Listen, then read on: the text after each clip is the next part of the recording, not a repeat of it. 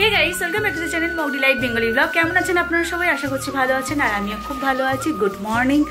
সকাল সকাল উঠে একদম স্নান করে নিয়েছি, আর ঘরের সমস্ত কাজবাজ হয়ে গেছে। কি একটা আওয়াজ হচ্ছিল, কি জানি কি আওয়াজ। যাই হোক, সমস্ত কাজবাজ হয়ে গেছে, স্নানও হয়ে গেছে। আর কেন হয়ে গেছে আজকে তাড়াতাড়ি সেটা তো বুঝতেই পারছেন। এখন ঘড়ির কাঁটায় বাজে 8:15 তো, হ্যাঁ 8:15 বাজে ঘড়ির কাঁটায়। আর সমস্ত কিছু রেডি করে ফেলেছি। এবার যাচ্ছি পুজো করতে। আজকে বৃহস্পতিবার প্রথম কথা, প্লাস আজকে জন্মাষ্টমী, প্লাস আজকে লোকনাথ বাবার কিন্তু জন্মদিন। যেমন গোপাল ঠাকুরের জন্মদিন, তেমনই কিন্তু আজকের লোকনাথ বাবারও জন্মদিন। তো দুটো পুজোই আমাদের বাড়ি হয়। তো চলুন ঝটপট করে লক্ষ্মীবারের পুজোটা করে নিই, তারপরে আসবো হচ্ছে গোপাল ঠাকুরের পুজো করতে, লোকনাথ বাবার পুজো করতে। সবই শেয়ার করবো, বেশি বকবক করবো না। সাথে থাকবেন, পাশে থাকবেন। ভিডিও ভালো লাগলে like, comment, share and subscribe করতে একদম ভুলবেন না। এখন যাচ্ছি ছাদে, জামা কাপড় মিলবো, বাসন মাজবো ঠাকুরের, তারপরে পুজো করবো।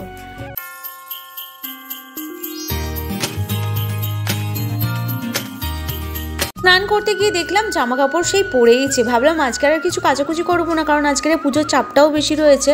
বাট এগুলো পরে আছে দেখে আর থাকতে পারলাম না, সেই জন্য কেচেও নিলাম। আর আজকের না বাইরে এত মেঘলা করে আছে, বৃষ্টি তো হবেই মনে হচ্ছে, তার সঙ্গে সঙ্গে প্রচুর পরিমাণে হাওয়া বইছে।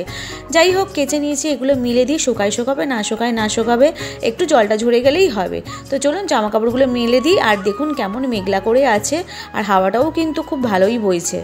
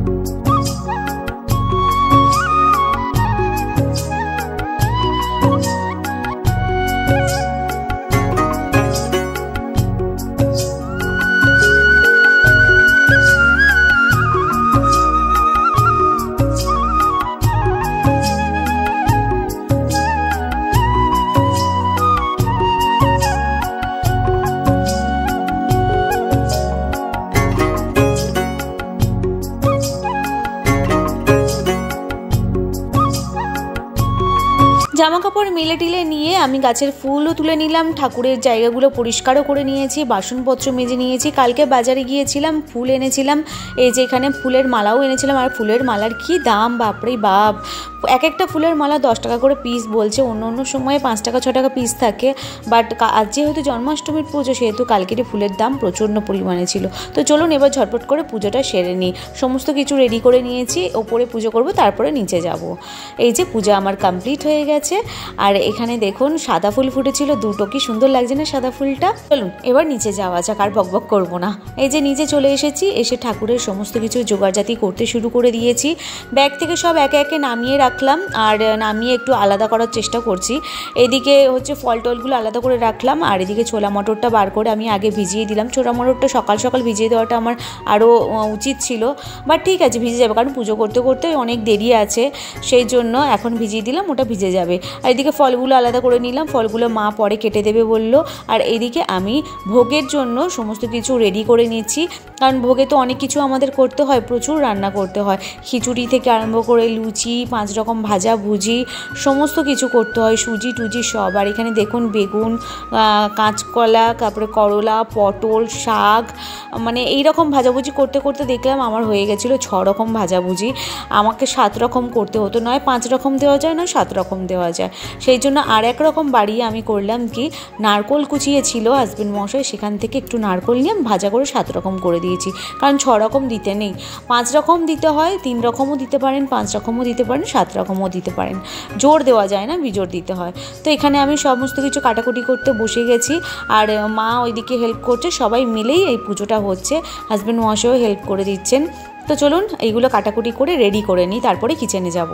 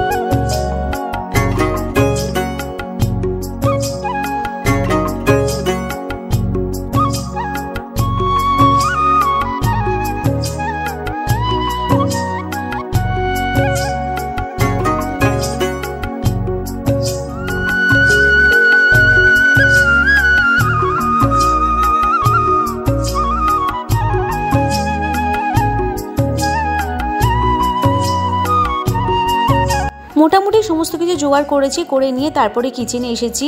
আর এই যে আমাদের ভোগের রান্নাটা হয় একদম পুরোপুরিভাবে কিন্তু ঘিয়েতে রান্নাটা হয়, কোনো রকম এর মধ্যে তেল ইউজ করি না। আর এখানে দেখুন সন্দক নুন আছে, সন্দক নুন দিয়েই কিন্তু রান্নাটা হবে। আর যা মশলাপাতি কেনা হয়েছে সেগুলো কিন্তু প্যাকেট, ছোটো ছোটো প্যাকেটের মশলা আমরা আলাদা করে নিয়ে এসেছি। 50 গ্রামের যে মশলার প্যাকেট হয় না, সেই মশলার প্যাকেটগুলো আলাদা আলাদা করে নিয়ে এসেছি। আর এগুলো কিন্তু সমস্ত কিছু ঠাকুরের বাসনপত্র। তার ক্যামেরাটা একটু ঠিক করে দিই, ক্যামেরাটা দেখা যাচ্ছিল না ভালো করে, ওই জন্য ঠিক করে দিলাম। আর হ্যাঁ, যে কথাটা বলছিলাম, এই যে বাসনগুলো দেখছেন এগুলো কিন্তু পুরোটাই ঠাকুরের বাসন। এবার আপনারা বলবেন গ্যাসটা তাহলে কেন ঠাকুরের নেই? অ্যাকচুয়ালি গ্যাসটা আমাদের কেনা নেই, ঠাকুরের জন্য আলাদা করে করা হয়নি, কারণ আমাদের ঠাকুর ঘরই নেই। ঠাকুর ঘর যখন আমাদের ওপরে হবে তখন পুরো সেট আপ কিন্তু আলাদা করে করা হবে। আর সেই জন্য গ্যাসটা আমরা ভালো করে ধুয়ে মুছে পরিষ্কার করে গঙ্গা জল ছড়া দিয়ে, পুরো রান্নাঘরটাকে গঙ্গা জল ছড়া দিয়ে কিন্তু আমরা রান্নাটা কমপ্লিট করেছি। আর এদিকে সমস্ত কিছু ভোগ রেডি করে নিয়ে আমি চলে এসেছি পুজো করতে। সমস্ত কিছু তো ক্যামেরা করে আপনাদের শেয়ার করতে পারলাম না, পুজোটা লাস্টে যেটুকুনি পেরেছি সেইটুকুনি আপনাদের কাছে শেয়ার করার আমি চেষ্টা করলাম। আশা করছি আপনাদের হয়তো ভালো লেগেছে। পূজা কমপ্লিট হয়ে গেছে, এবারে যাব গিয়ে একটু চা বসাবো, চা খাবো। চলুন কিচেনে যাই, ততক্ষণ ঠাকুর একটু ভোগ গ্রহণ করুন।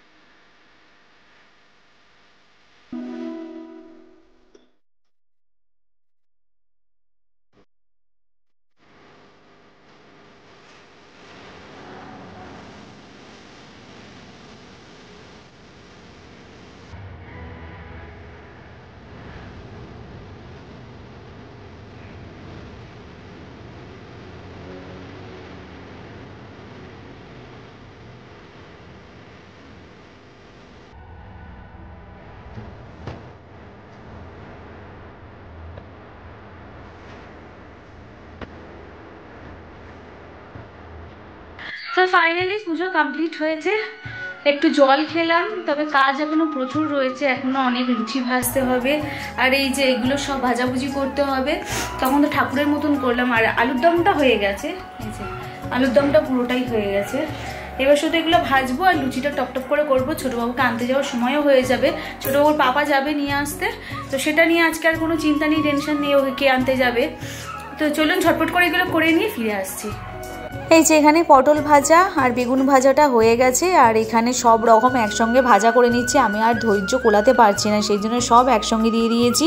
আর এই যে এদিকে একটু চা বসিয়েছি, আর লুচিটাও আমার কমপ্লিট হয়ে গেছে, লুচিটা ওখানে দিয়ে আসি। দিয়ে এসে এই যে চাটা খাবো, প্রচণ্ড পরিমাণে আমার চায়ের পিপাসা ধরেছে, বুঝতে পারছো তো চা পিপাসা মানে কি।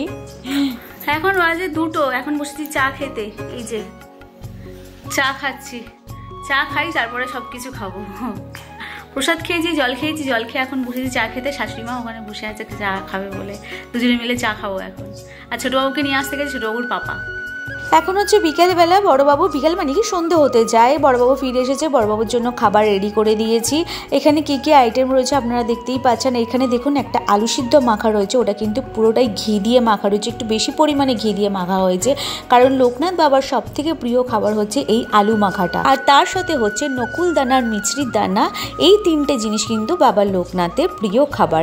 ছোটোবেলায় রাস্তায় যদি যখন কোনো বিপদে পড়ে যেতাম, কিন্তু বাবা লোকনাথকেই সবসময় আমরা ডাকতাম আর এই মন্ত্রটা বলতাম, রণে বনে জলে জঙ্গলে যখনই বিপদে পড়িব আপনাকে স্মরণ করিলে আপনি আমাদের রক্ষা করিবেন।